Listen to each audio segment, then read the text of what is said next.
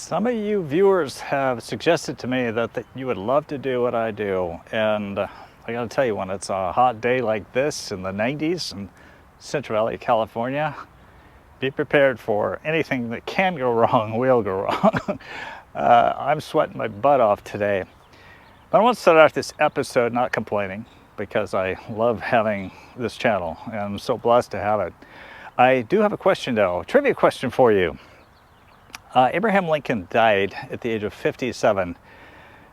Would you care to guess how many photos were taken of him? 130, experts have said. It was a lot unlike today. I mean, there weren't many cameras back in the day. Matthew Brady took a lot of them. Today, everybody's got a camera. I think I read somewhere that there's 6 billion cell phones, all with cameras out there. So we're just getting inundated with photographs from here on out. But the reason that I'm talking about Abraham Lincoln in Sacramento, California, is the fact that the gentleman who took the very first photograph of Abraham Lincoln is buried right there. And I got to thank a viewer for pointing this out to me, Christopher Terre of Aurora, Colorado. He told me about this gentleman, and we're going to talk about him on this episode of History Honors.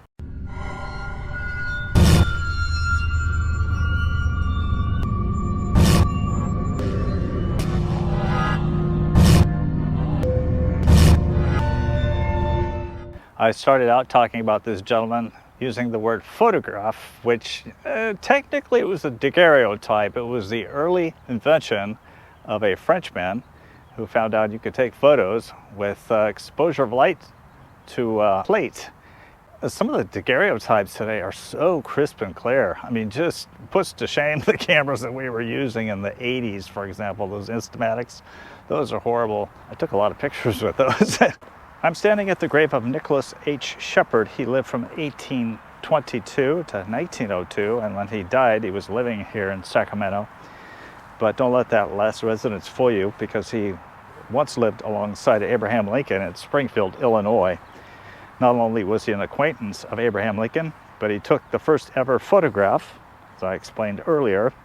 It's believed that this was taken in 1846 after Lincoln was elected to Congress, and Lincoln was about 37 or 38 at the time. Shepard was originally from Syracuse, New York. He settled in Illinois and was one of the earliest photographers in Springfield. His studio was called the Daguerreotype Miniature Gallery. One of his customers was a young lawyer named Abraham Lincoln. And let's see if we can make this out. I'm on the wrong side today. These are so worn down on this side, it's incredibly hard to read.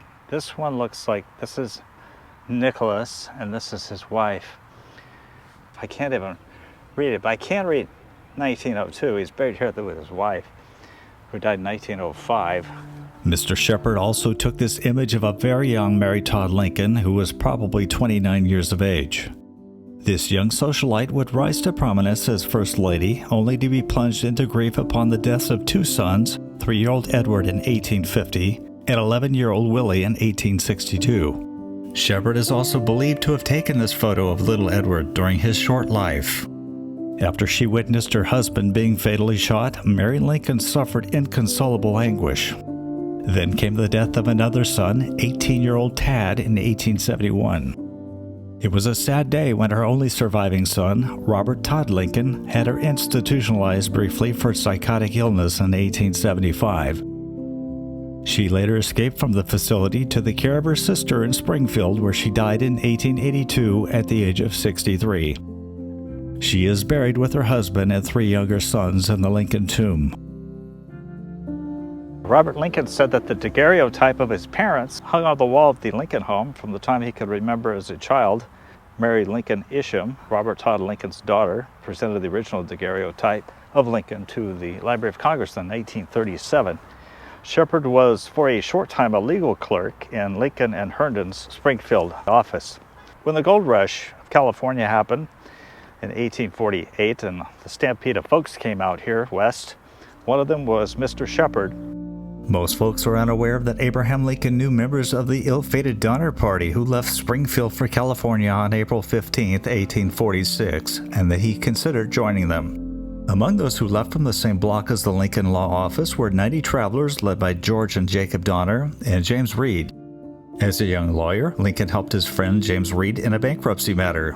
The two had been acquainted since the Black Hawk War. Ultimately, Lincoln decided not to go because of his toddler son Robert and wife Mary Todd Lincoln, who was pregnant with Edward. Besides, Mary was opposed to the idea, and Abe was just beginning his political career. Imagine how different American history would have been had Lincoln joined them, only to be stranded in the snowy mountains of California, facing the prospect of starving to death or resorting to cannibalism. The really bizarre thing to me is the fact that Abraham Lincoln didn't have his photograph taken for another 8 years after this gentleman snapped his picture. So what we know about Shepard came from the recollections of a Gibson Harris, who was a law student in Lincoln's office from 1845 to 1847. Harris and Shepard were friends, and they shared a room in a boarding house. Harris recognized the daguerreotypes as the work of his friend Shepard and said that Lincoln sat for him maybe another time. Lincoln photograph expert Lloyd Ostendorf believed that Shepard made the daguerreotype between June and December of 1846.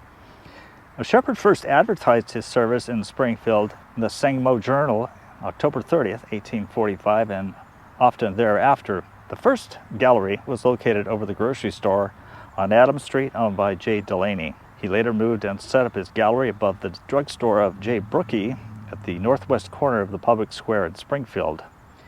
Now, Harris, who twice escorted Mary Todd Lincoln to balls when Abraham Lincoln was unable to attend, recalled that Shepard remained in Springfield until 1848, at which time he left for California with all the other gold seekers, and he lost all contact with them.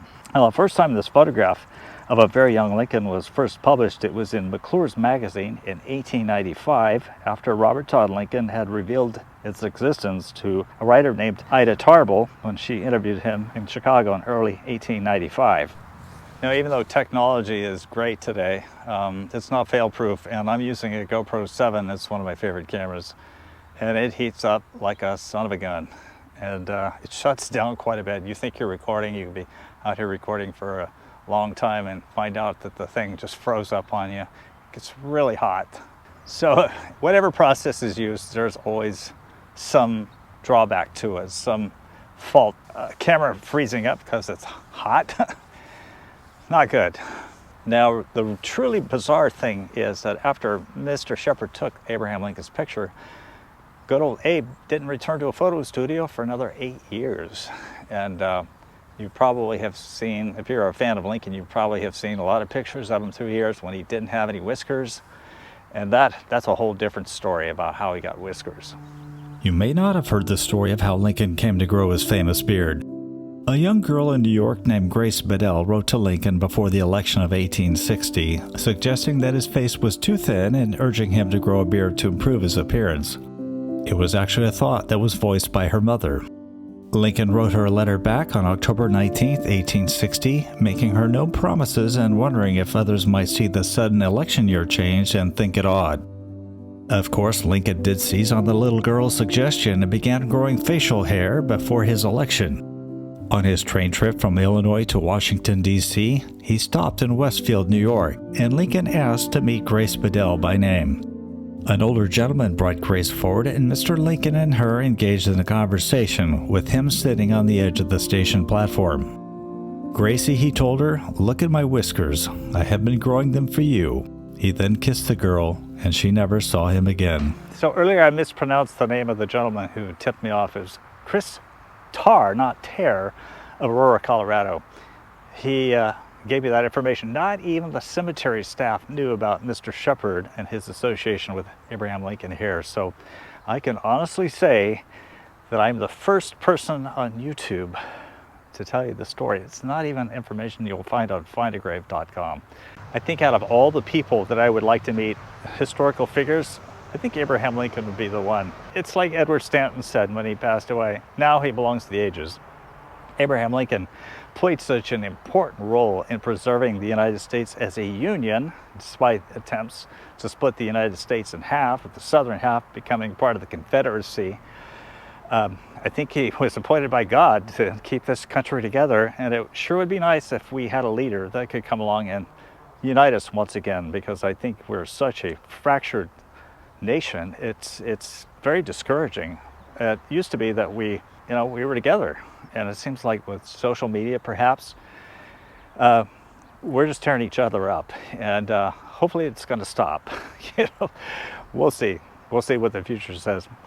That face, a face is such a classic face. I mean, he was villainized as this ugly baboon in editorial cartoons and such. He was such a great man, and I'm so pleased that we have a connection here in Sacramento to Abraham Lincoln. I just wonder what this cemetery is going to look like in 100 years from now, because look at this retaining wall. It's being propped up by 2x4 for the Holzhauser family. Such an incredible place. Oh, look at this. I mean, this is probably a bad idea. I mean, at the time it worked, but I can just imagine the constant state of maintenance that's required for this cemetery. I mean, after a while, probably happened with all the rains that we got. So I want to thank you for joining us on this episode of History Hunters. We're going to be doing some other videos in the cemetery, so stay tuned. The best thing you could do is to subscribe to History Hunters, hit the notification bell, and you won't miss a single episode. Thank you so much.